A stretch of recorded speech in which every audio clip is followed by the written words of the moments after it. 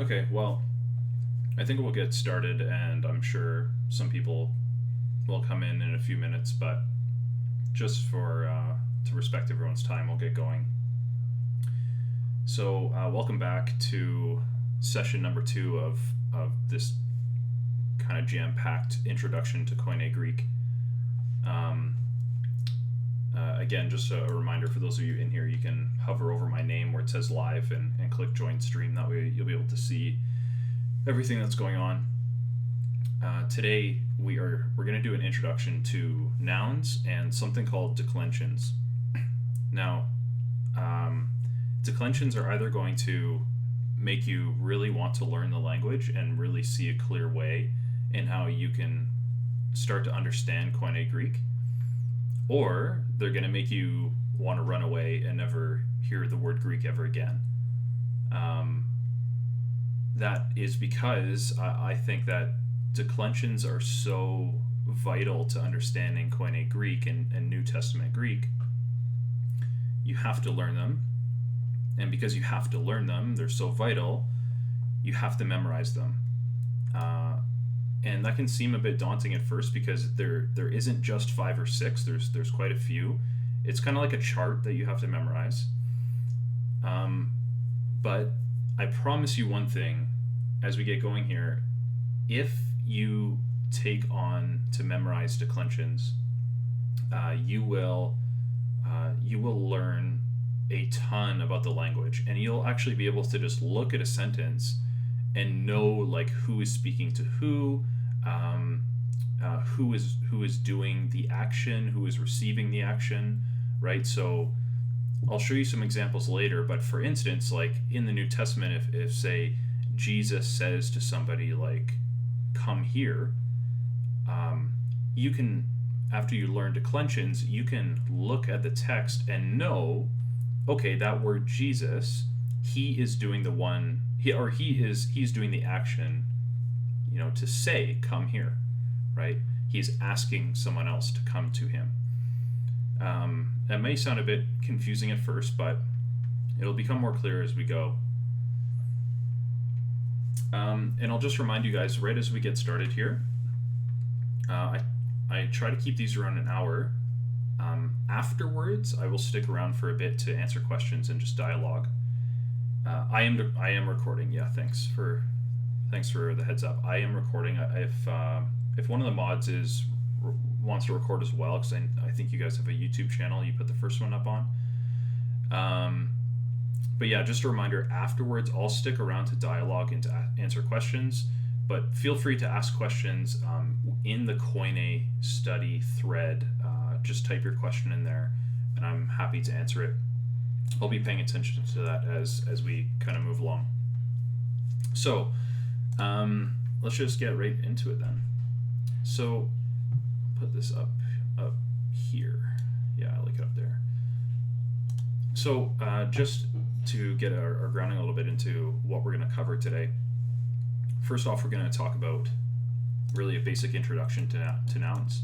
And we'll talk a bit about how they function, so how they actually operate within a sentence and how they inform you about what's going on in the New Testament sentence, and also their forms. And this, when I say the word forms, I kind of mean declension. So if you've never heard that term declension before, it kind of just means like the way the word shows up in the sentence in terms of its spelling. So the same word in Koine can have multiple different spellings based on how it's operating in the sentence. Okay? Next, after that, we'll talk a little bit about sentence structure, because of course if you want to understand what's going on, we need to understand like who is the subject and who is the object. Now, in Koine Greek and in English, subjects and objects do the same thing. And so I'm going to use these technical terms today, but I just want to make sure you understand what I mean when I say subject and object. So in English, word order matters, but in Koine it doesn't. Okay, and that's going to be the first very confusing thing to you. In Koine Greek, word order does not matter. What does matter is subject and object. Subject simply means who is doing the action, and the object means who is receiving the action, or who's kind of on the other end of the action. Okay, and then we'll actually do some very basic translating based on these things that we're learning today. So if anything, stick around for some of this super basic translating that you will actually start to be able to do just with some of what we're teaching today. All right, so if we want to talk about Koine nouns, so we'll talk about nouns in particular right now. If we want to talk about Koine nouns, we have to understand the difference between English and Koine Greek. So as I alluded to, in English, word order matters, right? Again, I don't know, I'm sure there's people listening to me who speak multiple languages. There are other languages in the world in which word order doesn't matter, but the overwhelming majority of words in the world fall under this analytic type of language. And so in analytic, word order matters, right? So in this instance, we have the sentence, you hit me, and I hit you. Now, how do you know? I mean, I'll give you a bit of a softball question. Maybe someone can answer this for me. When you read the sentence, you hit me, right? When you read the sentence, how do you know who is doing the action?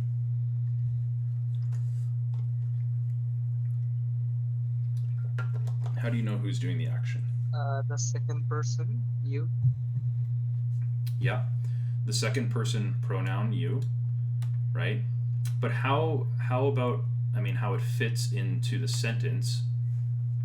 So you have pronoun, verb, pronoun, right? How do you know who is doing the hitting?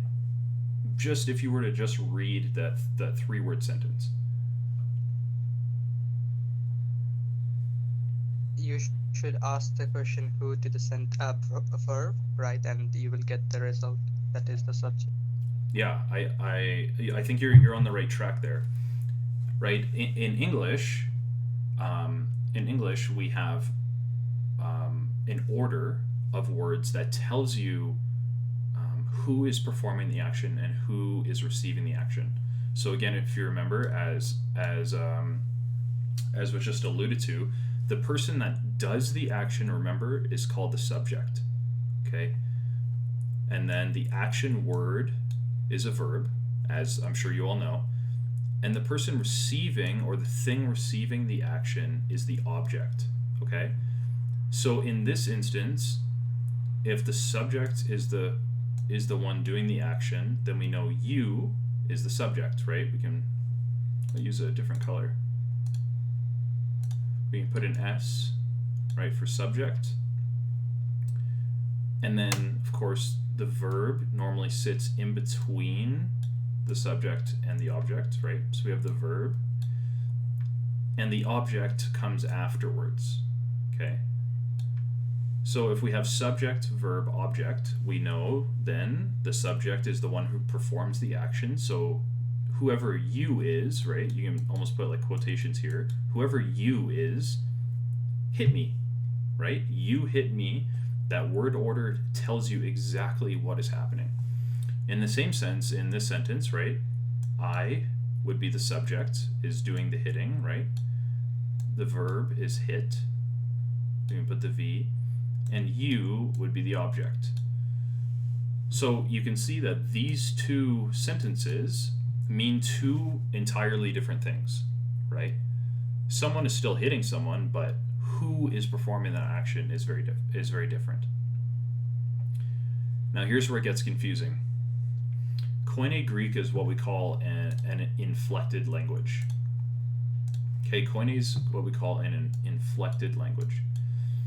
Inflection simply means, in this context, that on the end of a word, instead of there being word order to basically tell you who is doing what, on the end of a word there will be what we call an inflection or a case ending that will tell you who is doing the action. Okay? And this is all over the New Testament, all over the New Testament. So in Koine, word order doesn't matter. So you can have the sentence, hit you me, or I you hit. In English, this doesn't make any sense because it doesn't follow this pattern, right? This is the English pattern that we want to see. But here, this sentence doesn't follow that. We have the verb, right? And then you actually have no idea which one of these words is the subject and which one is the object. In English, we can't differentiate that because the word order doesn't mean anything to us, right? And Koine kind of, again, solves that by saying, yeah, word order doesn't matter, but we're going to put, case endings on words to show you which one is which, who's the subject, who's the object, so on and so forth. Again, if you guys have questions, feel free to write them in the chat there, or I'm sure you can say it over the mic as well. So the question then, as we've kind of alluded to, how do you know? Because you read this in English, hit you me, I you hit, it doesn't make any sense. You would fail your essay if you wrote that. Okay. This is how it works in Koine. So, as we go through this, I want you to pay extra attention to all of this in here. These what we're calling Greekified words. All right, they're English words that I've put Greek case endings on, that I've put inflections on to show you an example. Now, Rodney Decker, if you were here last week, I use Rodney Decker quite a lot. He's who I learned Greek from, and excellent Greek scholar. Rodney Decker states, meaning is indicated by changes in the form, and that is the spelling of the words. Okay? So whenever we say form, or whenever we say inflection, right? Or whenever we say inflection, like up here, we're simply talking about the spelling of the word. Okay? That's all you have to keep in mind. So don't get confused by the word inflection. Don't get confused by the word form. Just think of, we're talking about the spelling of the word. Okay?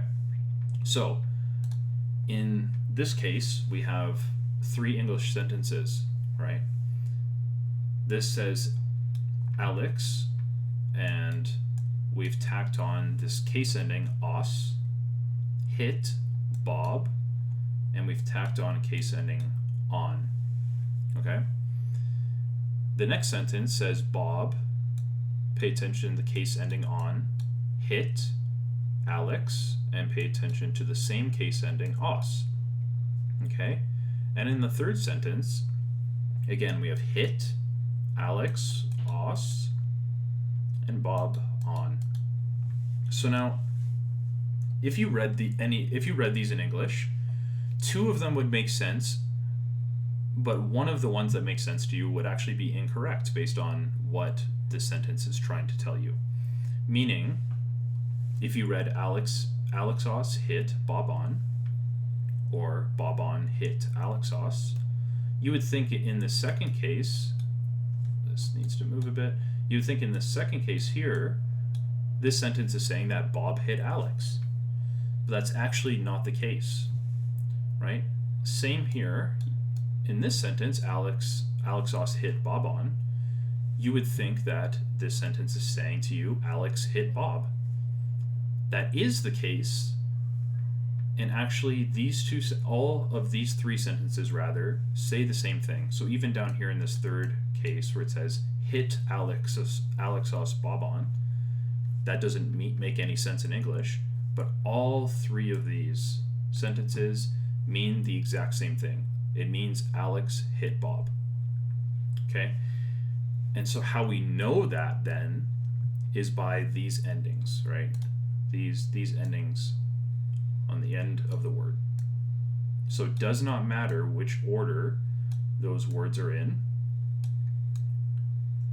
but these case endings tell you who is doing the action, right?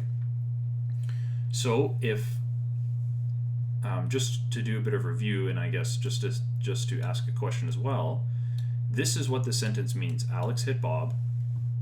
Now, based on that, and based on what we see over here in these three sentences, can you tell me which is the subject, which is the object?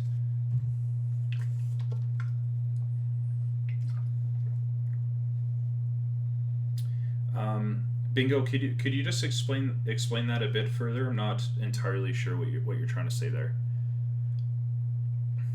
So we're trying to figure out who is the subject. So if we put S equals, and who is the object, O equals.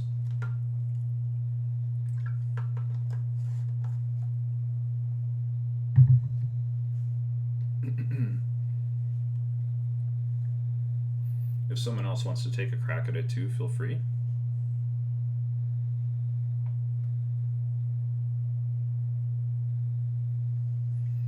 So remember that the subject, the subject is the individual or the noun doing the action, and the object is the individual or noun receiving the action, and the verb is the action word.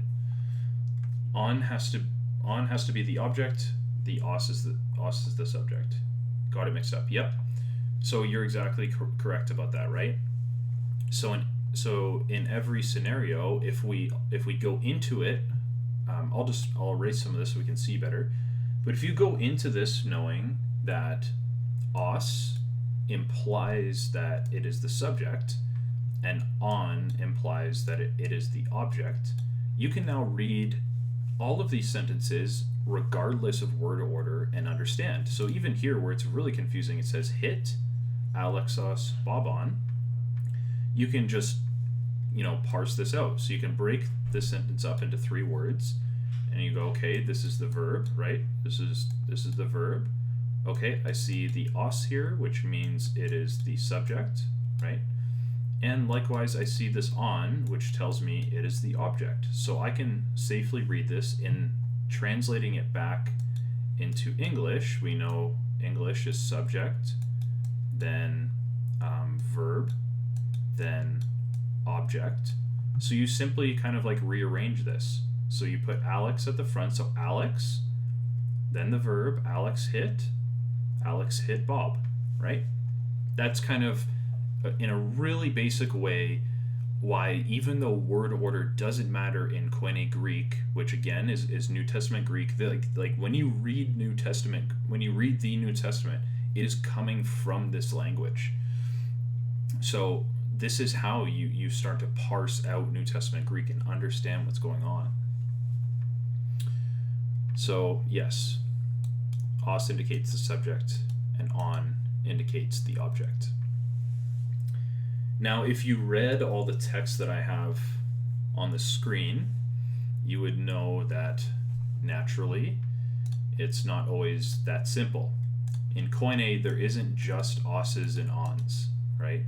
And also, in any language, they can be much more complex than simply three word sentences.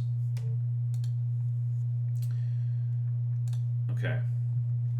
So, in order to understand nouns a bit further, before we talk about more case endings, we have to talk about how we actually identify a noun and how we understand, how a noun is working in the sentence. So, there's 3 categories. We have gender, number, and case. Case we've just seen a little bit. Okay, so when I say os, or when I say on, right, subject and object, we're actually talking about case. It's something that gets tacked on to the end of words in Koine. Okay, so you've already met case. Okay, first up, we're going to talk about gender a little bit. So, as I'm sure you're aware, but for those of us who are English speakers, we do not use gender. We don't use gendered language in that, you don't say like, so, in a lot of Latin languages, you would say, for instance, Latino means a male person from a certain part of the world, or Latina refers to a female, right? the O and the A kind of tell you if you're talking about a boy or a girl. That's in English, we don't use that really at all. We have certain words that can imply a boy or a girl, but we don't have those endings on words that imply a boy or a girl. However, in Koine, gender is widely used.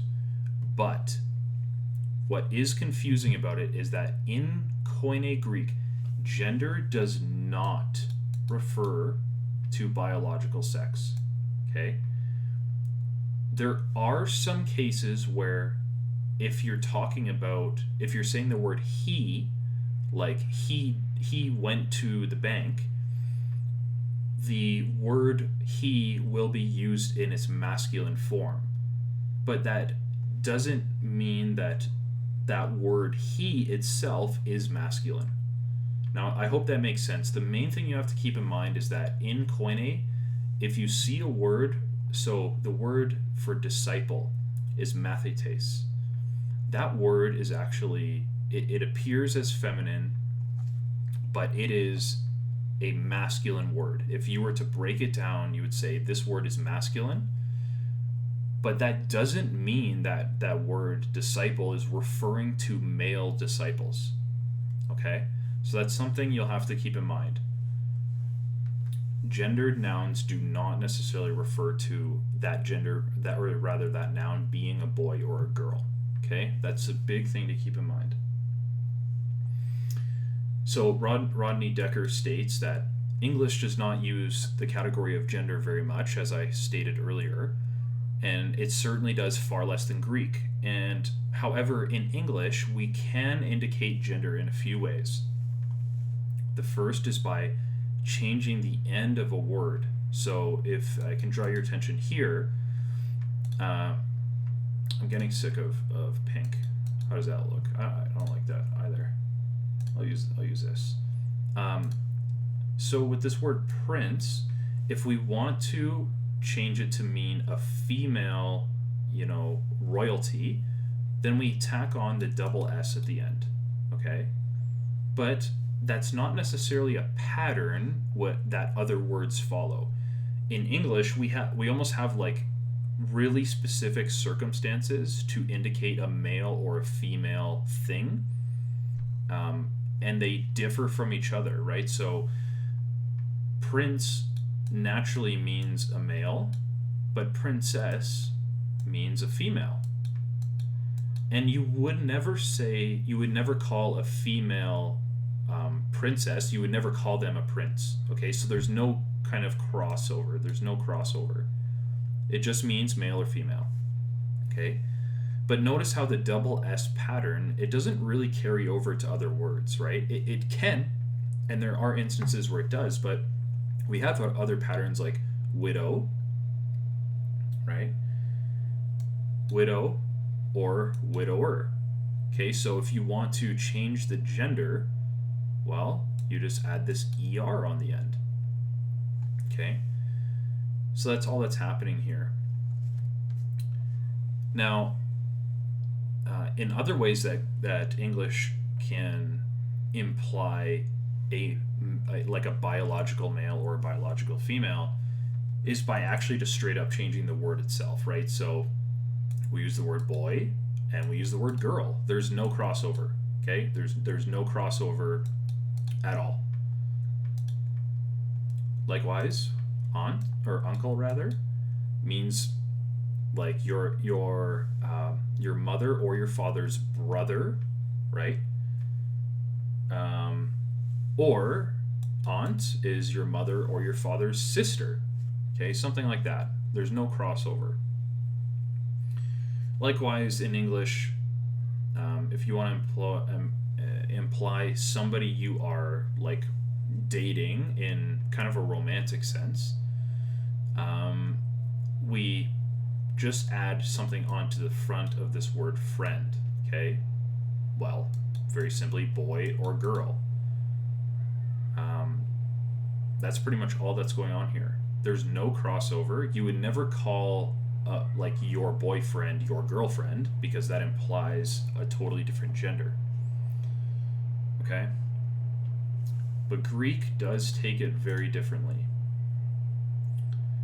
So, and here this is, another way in which gender as a grammatical category exists in English is in regard to things like ships or storms, right? So often the word like she, like that feminine term, is used. However, what's interesting about this here with like, hurricanes or like a ship or something like that being referred often in female pronouns, do we mean that, the hurricane is a girl? Well, no, of course not. But that gendered kind of language has worked its way into the way we talk about those things. And this would be much more common in Koine Greek, okay? Using that kind of gendered language that you're not actually calling like that thing a boy or girl, but you are using gendered language to describe it, okay? Or at least within the grammatical categories. So again, does anyone have any questions about gender? I think there's a bit more about gender to talk about, but I just want to make sure we're all on the same page here. While I drink some water.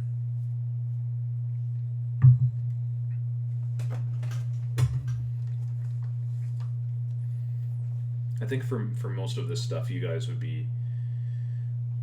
For the English terms, or is there more for Greek? Yeah, there is more for Greek. I will... And we'll get into that because, again, how Greek describes... how Greek uses gender within its nouns is just a lot different than English. I'm just giving you an idea for how gender can be used in language before I introduce you to that, so you have a better understanding. Okay, so we'll continue on. Okay, so just kind of get to show you some examples here. So in Koine Greek now, we have 3 categories for gender: masculine, feminine, and neuter. Okay? There isn't a secret category anywhere that you would have to learn later, nothing like that. There's simply 3 of them, so at least that's relatively straightforward. And in Koine Greek, what gender simply means for the most part is this: gender categorizes words that use the same inflectional endings, okay? Otherwise known as case endings, or remember that spelling I was talking about earlier. So inflection or case ending or form, we're really just talking about those endings on the words, right?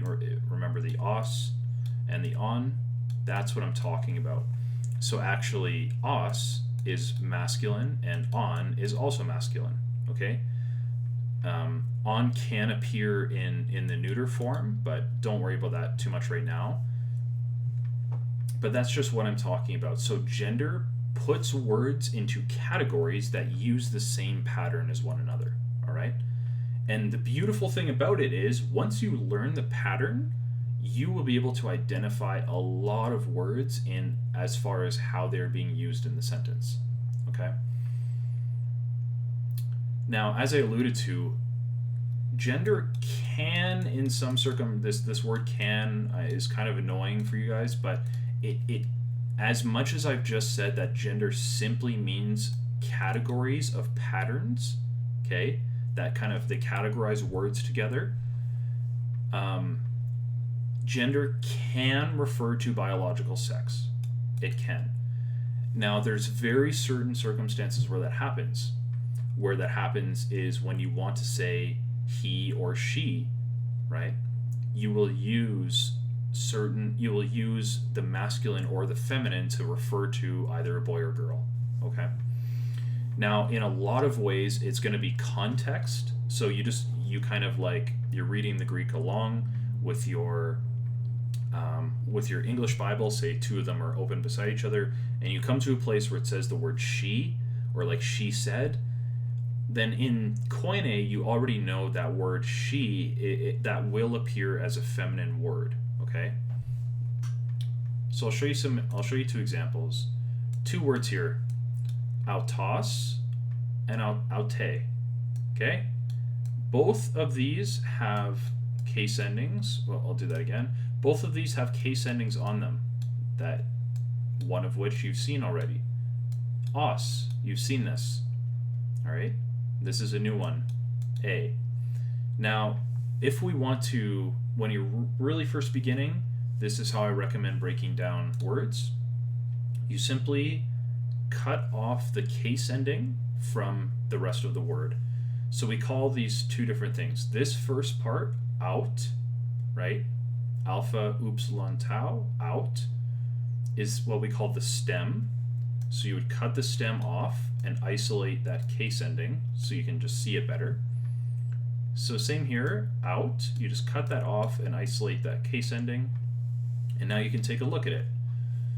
So both of these, this stem out, simply means the pronoun he, she, it, or they.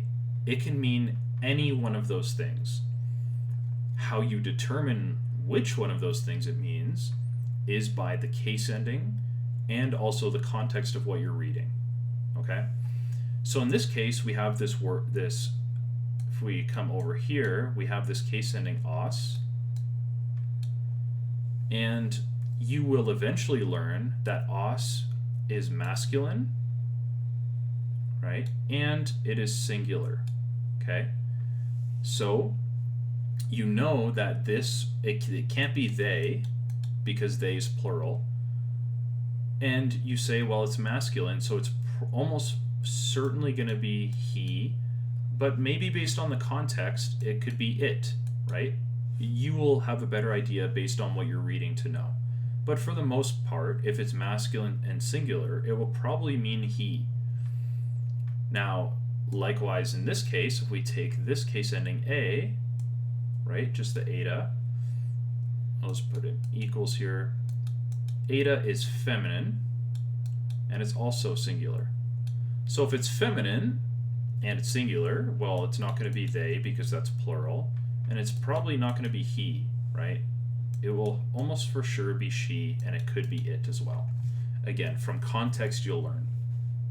So hopefully you're starting to see a little bit more of how you can use gender to identify words and how that might come into things like translation. Okay, is there any questions on gender? Number is a super quick category that we'll talk about, but I just want to see if there's any questions on gender.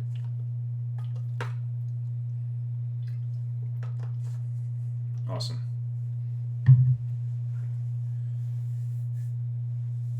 All right. I'll continue on, and if Bingo, you will sentence structure matter for neuter? No. So neuter is the exact same. Again, masculine, feminine, and neuter, they're all just categories. So if you imagine within masculine, there's a bunch of case endings, and that's just kind of like a list. And within feminine, there's a bunch of case endings, and there's a list, and same with neuter. And that's all that means. So in no circumstance that really is relevant to you. Of course, in pretty advanced studies, there is circumstances where you would talk about word order, but for the most part, you don't have to worry about word order, and gender doesn't really have anything to do with the word order.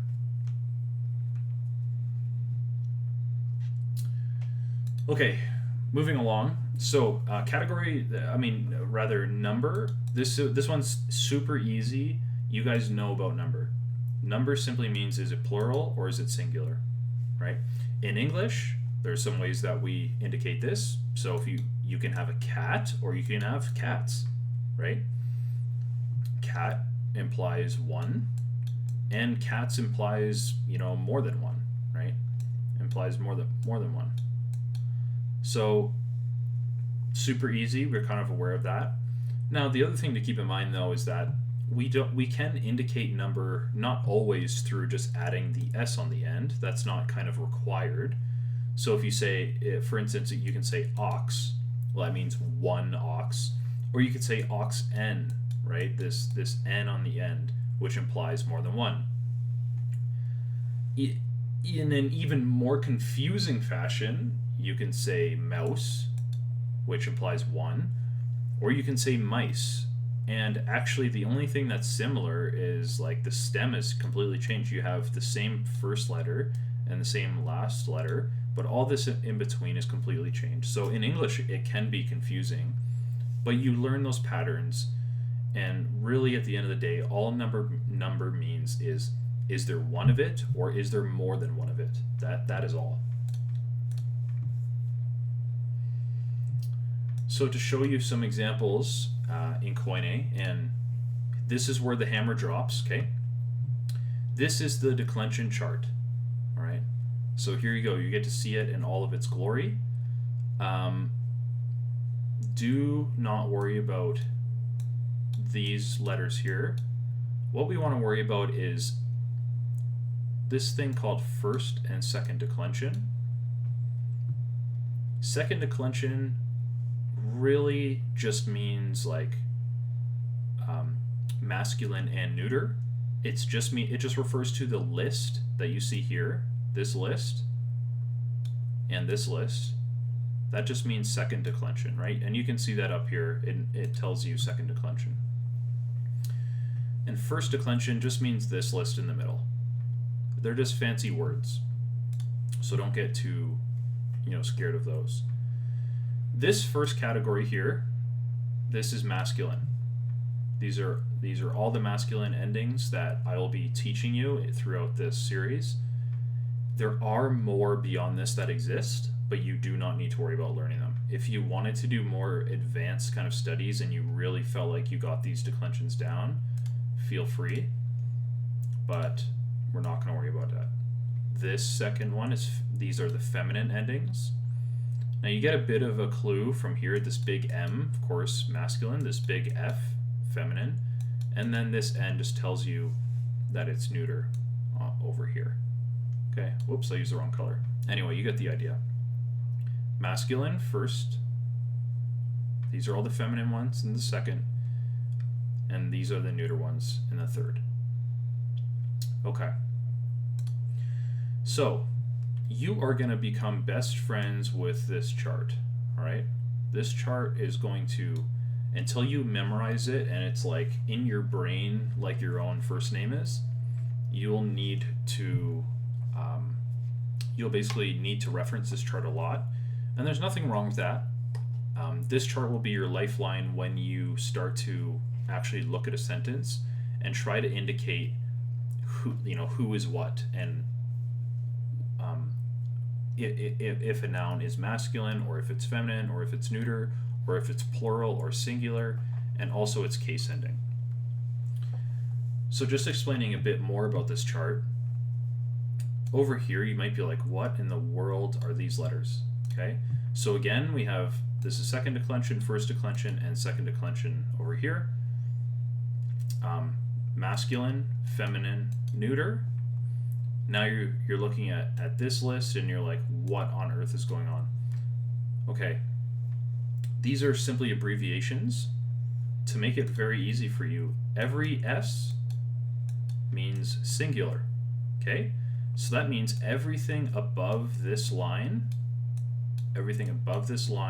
is singular. It tells you that the number is 1. Everything below this line is plural.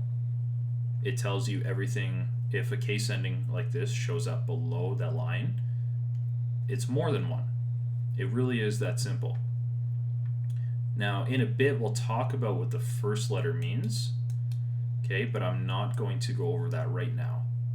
All you need to keep in mind is that we have singular above, plural below, masculine, feminine, and neuter.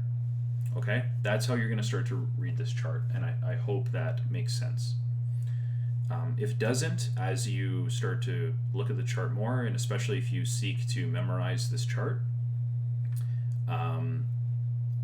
it'll become abundantly clear. Okay, so just talking about numbers again. So if we look at the case ending, so we split off the stems. Okay, that's the first thing we can do, is split off the stems. Okay, so for all 6 of those, the stems have been split off. We can isolate that case ending. So now you can kind of see more, easier what the case ending is.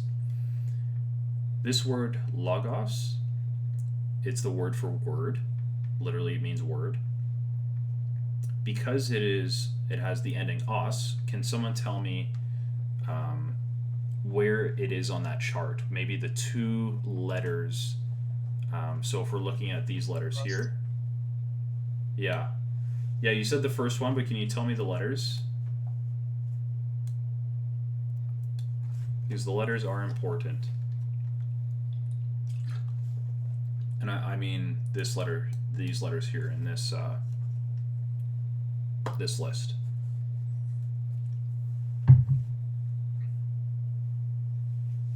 Where do we see os on the chart? Sorry, what was that?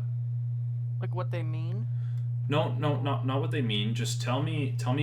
So we're looking for os. Where do you find os on the chart? That's kind of what I'm asking. The first word of the masculine. Right. So you see it here. Okay. So you can already know that based on this, what gender is it? You said it. What gender is logos? Masculine. It's masculine. Correct. Is it singular or is it plural? Singular.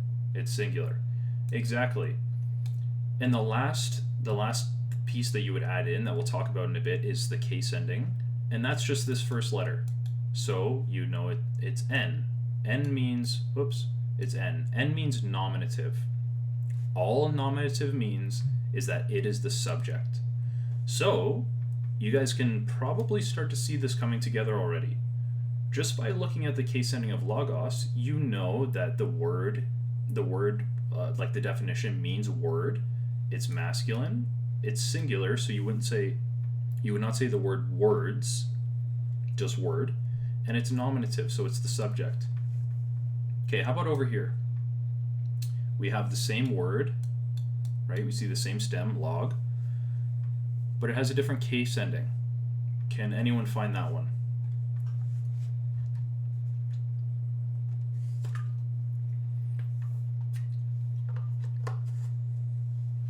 One, fifth one, right? It's plural. Yeah, that's right. So it is plural. Is it masculine? Is it feminine? Is it neuter? So you got it correct when you said it was plural. Masculine. Yeah, it's masculine. And you see this N again. So it's nominative. Okay. So for the case endings, you can already see the list just repeats itself. So it's nominative singular, genitive singular, dative singular, and accusative singular. And simply that list repeats itself just with plural, the only difference.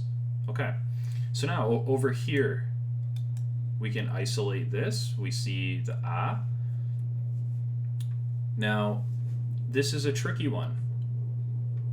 Can you guys tell me, is this masculine? Is this feminine? Is this neuter? And is it singular or is it plural? Well, of course, I give it away with it being singular, but can anyone tell me what gender is this?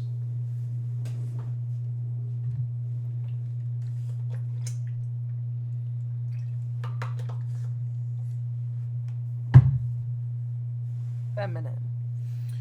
So you are correct that it is feminine, and you can see that up here, this a.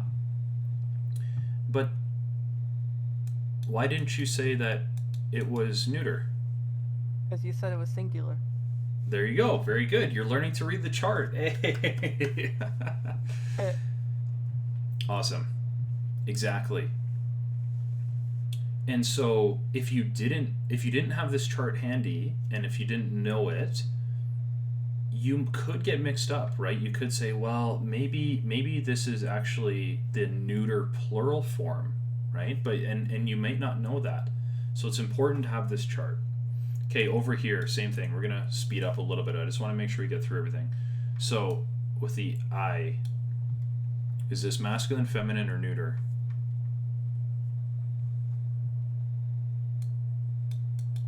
Feminine. Right? Yeah, this is feminine.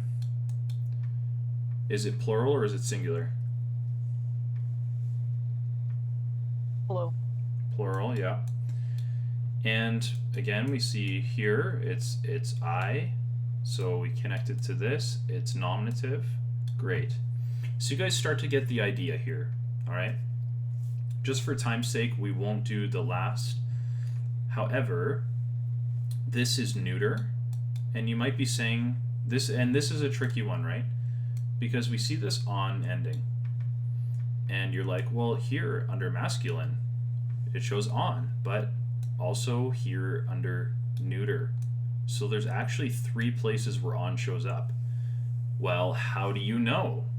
I mean, how do you know? How do you know if it's masculine or neuter if they're the exact same? There's 2 ways. The one way we're going to talk about next week, and that'll be when we talk about articles. So like the word the is an article. In articles, they give away what gender nouns are. And we'll talk about that next week. The other way is simply just memorizing it. Now, I know this word Aaron, it means temple. I already know that it's neuter, right? So because I know it's neuter, you can kind of just engage with it in that way, but you still have to differentiate between, is it accusative, right? We see it down here with accusative, or is it nominative? And we're going to talk about that a little bit right now. Okay. By the way, this this is logos means word. Doxa, right? This is just the capital D. Doxa means glory. So we would say glory, or over here with the plural, glories. And temple, and with the plural, as we can see over here, right? This would be temples, multiple temples. Okay, so now we're going to talk about case. So we won't run into a scenario where os mean, yeah, and that's exactly right, and that's why this chart is really important for you guys to familiarize yourself with. We're going to come across that chart here right away. So as we've kind of already alluded to, case tells you the function, right? This word function, how the word is operating within the sentence, okay? So, familiar exercise that we saw earlier, Alex os hit Bob on. As we described, os is the subject, and on is the object, all right? So if we actually just go back up to our chart, and we look, we see os up here.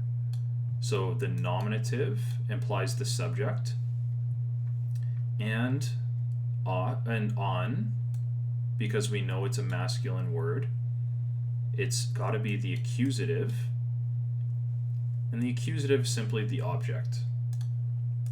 We'll go over the more specific, like exactly what all of those mean a little bit in depth, but just to show you again: subject, object, object, subject, subject, object. So Greek words, they always will change their spelling, right?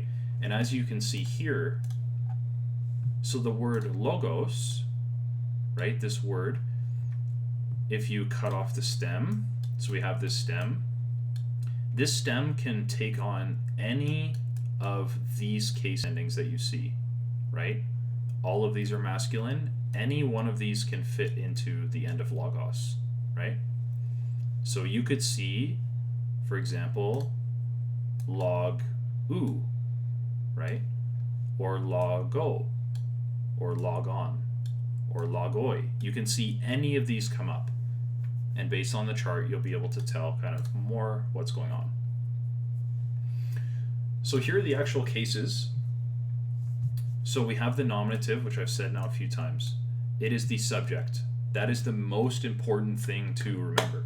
The nominative is the subject. Okay, that is the individual or the noun doing the action. It is the main thing. It is often what the sentence revolves around, is the nominative or is the subject. The G stands for genitive. Okay? All you need to know is that it acts as a possessor. This is most common. So when you see a genitive, we often add in this word in English of, right? So you'll see coming up, you'll see this word Kazarias Philippou, which just means Caesarea or Caesarea of Philippi, right? That's all that means. We tack in the of. I'll keep that in there. Genitive means of, nominative means subject. Dative is the indirect object. So what's the difference between, we see the accusative is the object. What's the difference between these two, right? The indirect and the direct object, or just the object. The indirect object often is like something that the action is pertaining to, but it's not the main focus. Okay? It's not the main focus. So, for instance, you could say the sentence like, we went to the lake to get into the boat and cross the lake to see my friends.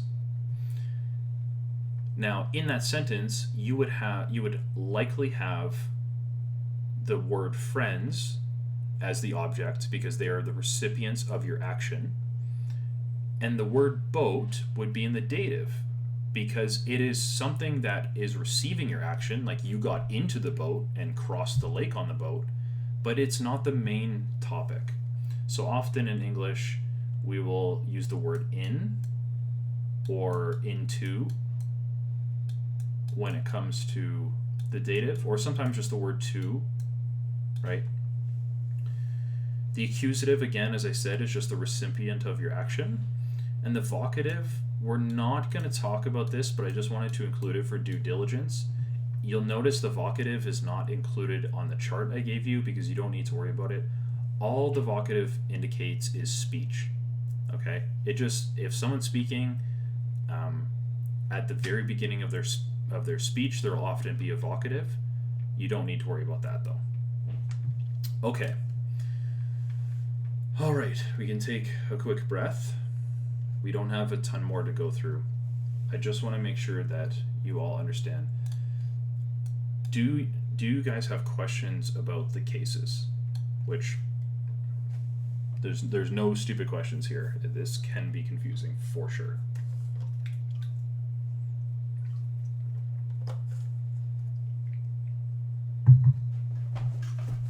Can you explain genitive and dative again? Yes. So the genitive indicates that there is a possessor going on. So this word possessor is going to be your most important, like someone has possession of something. Okay? How do you indicate possession? Often in English, we just use the word of. Okay? Of.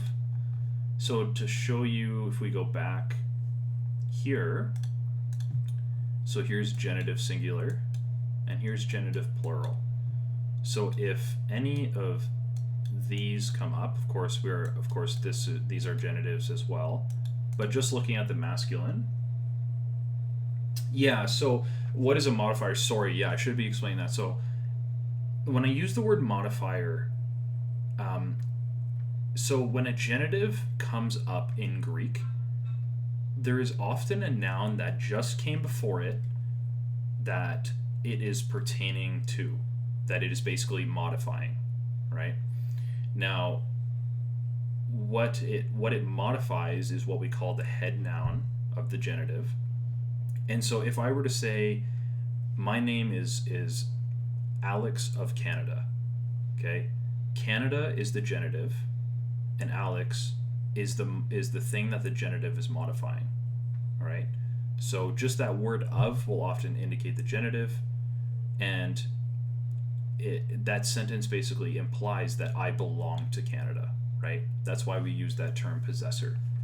So if we see any of these pop up, you will know that a genitive is happening, and you can almost always tack in the word of, okay? So again here, see, this would be of. Now, the dative, we have two different types of objects. The just standard object is the main recipient of the action of the subject. Okay, so the subject is the action doer, the object is the action receiver. Now the indirect object is as pretty much exactly as it sounds. It is the indirect thing. It's kind of like it is something that has received the action as well, but in an indirect manner. Okay, so the example I used was I am going to the lake, or I'm going to get into the boat to see my friends. In that instance, the accusative would be the word my friends, because they are the main thing that I'm trying to tell you. They are the main recipients of my action of getting into the boat. But also the word boat is receiving an action. You're getting into it. But it's not the main focus, and so it would be considered the indirect object. And so often, so I'll just write this down again, of, but with the dative, we often use the word in, or like on, or into, or sometimes just the word to, like I'm going to my friend's house to see him, right? The house is receiving the action, but in an indirect way. I'm not going to see the house, I'm going to see my friend, but I have to go to his house to see him. I hope that makes sense. Does that clarify? Or I can try to clarify further.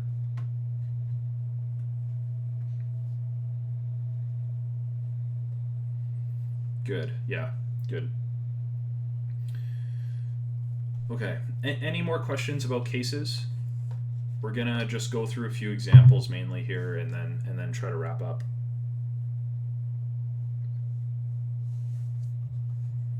No stupid questions I've asked. Trust me, any question you can ask that you would feel stupid, I've asked a question 100 times more stupid.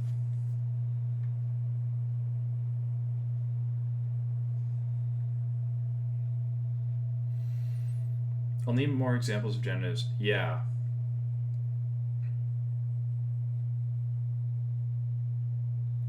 Yeah, and I will show you, we'll get to some examples like in the Greek, and that will give you a better understanding of kind of how it's happening. I know some people are more visual learners, and that's why we're just going to talk about, John 1:1 a little bit. So, I'm just going to highlight all of the nouns that we're going to talk about quickly. So, this is a noun, this is a noun, this is a noun, this is a noun, this is a noun, and finally, this is a noun. So, whoops, oh my goodness, I did not mean to do that. Just circle those again quickly. All right. So, some of these words you've been introduced to already, at least one of them. We know logos means word. This word theos over here, theos, means God. So does theon, right? Arche means the word beginning.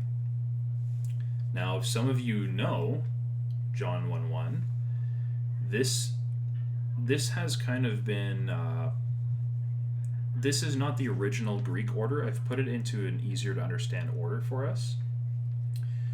But in John 1:1, simply says, in the beginning, he was the Word, and the Word, he was with the God, and God, he was the Word.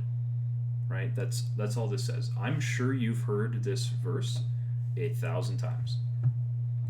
But if we want to understand what's going on here, and if you couldn't just necessarily, just read that, it's important to break down the nouns. So, let's do this again. We cut off the stems, okay, because we want to isolate those case endings, okay? So we've isolated the case endings. Now we can look at this. this here, because I know we don't have the chart up right in front of you, but you will later when I'm giving you like an exercise sheet for you guys to work through if you so wish, or I'll show you more examples later. But for our sake, this is a feminine, singular, and dative. Okay, and we just know that again from this A, and with this little special mark on the bottom, we know it's dative. Logos is masculine, singular, nominative. Logos, masculine, singular, nominative. Theon, masculine, singular, accusative. Theos, masculine, singular, nominative. And finally, logos, masculine, singular, nominative. So we have a few things going on. Let's just break this down into clauses as well. So we break this up. Okay. There's 3 clauses. If you want to understand the first clause, we can look at this and say, okay, here's the word in and the word beginning. All right. Now, if you remember back to dative, often if we want to translate a dative into English, we'll use the word in or into or to.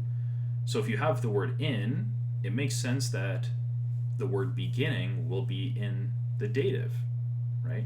So in the beginning, he was the word. Now, this word is in the nominative, so we know it is the subject. It is performing the action. That's what the nominative means.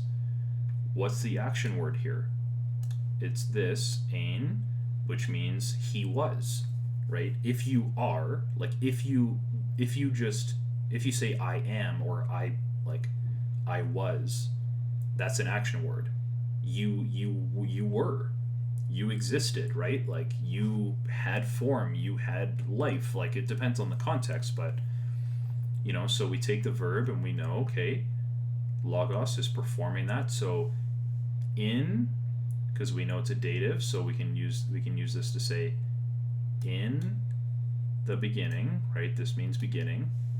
It's a dative, so in the beginning, he was, we have an action, the word. So how would you translate this easier into English? If you remember, in English, we use subject plus verb plus object, okay? Or in this case, indirect object. We can smooth this out a bit more. So maybe we say, in the beginning, the word was, or he was. In the beginning, the word was, right? The word is performing the action, so you can't make it that the action is happening to the word. The word is performing the action. I'm certain this is slightly confusing, but again, this just takes time of working through and trying to understand. Okay? Same over here, and this is probably the best example. This says, and the word, he was toward the God, or he was maybe with. We can translate this as with. So we know that we have 2 nouns. So how do we know if this says that the God was with the word, or was the word with God? Like which one? How do you know? Well, it's the case ending. So you know that on, right? On is the accusative, meaning it's the object, and os is the nominative, meaning it's the subject. So therefore, the subject is performing the action. We have our action word here. He was toward, right? He was and toward. So, and the word, he was toward the God. You're not going to put it the other way around because of those case endings. Okay. I don't want to overload you too much. Any questions about that stuff? This is pretty much where we're going to end. But do you guys have questions about this before we just conclude here? And I'll say a last few things. The main thing I'm trying to get you guys to see is, being able to understand which is the subject, are there any modifiers, which is the indirect object, and which is the object. If you can identify those things, you can start to rearrange the word order to make sense in English.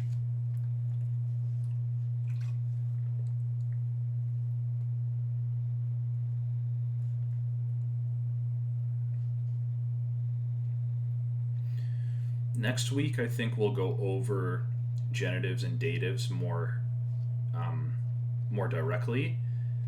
Ultimately, what I want you guys to know today is to be able to use the chart that I was showing you earlier to look at a sentence like John 1:1 and identify the subjects and objects in the sentence. That way you can kind of know who's doing the action here, right? Because of course when we're reading the Bible, that can have a serious implication, right?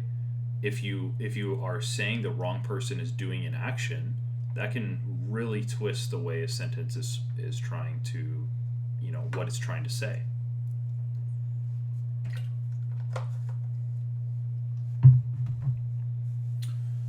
Okay. So again, just here's another version of the chart. You have the chart earlier, but guys, just please familiarize yourself with this. All right, you I know it sucks. It's not fun. There just isn't a choice. In this circumstance, I just put second declension, but I just put the masculine. I just put the masculine over here, and I put the feminine over here. On that other chart, of course, it has the neuter, but if this chart, just memorizing the masculine and feminine first, is easier for you, then just start with that. But I mean, it's one of those things where I wish I could tell you didn't have to start to memorize this chart if you wanted to learn Greek, but frankly, you just have to. It's almost as important as learning your ABCs kind of thing. Okay, and finally here's the chart again provided for you. And I, of course, because I'm Canadian, I've apologized 18 times. But yeah, you have to familiarize yourself with the chart. No two ways around it. We talked about parsing already, so we don't need to go over this. Just we parse in this order: gender, number, and case. So if you're looking at logos and you're like, what gender, what number, and what case is this, you would just put it in that order: masculine, singular, nominative, right?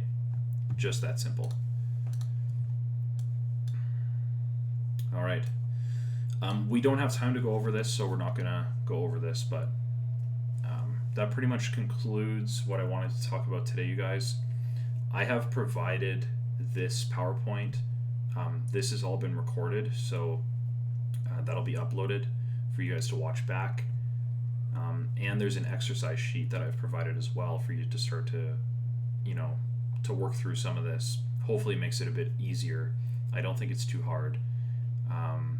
But again, like if you're just along for the ride and you're just enjoying listening, that's totally cool. But if you are sitting here and you say, I am really interested in learning Koine Greek, you gotta do the bit of work to really memorize this stuff. Or you can just let Greek scholars do their own thing, and you just read in English.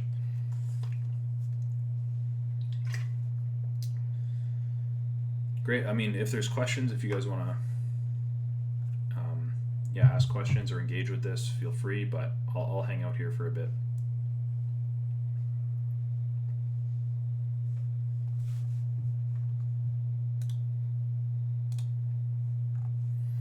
Stop recording.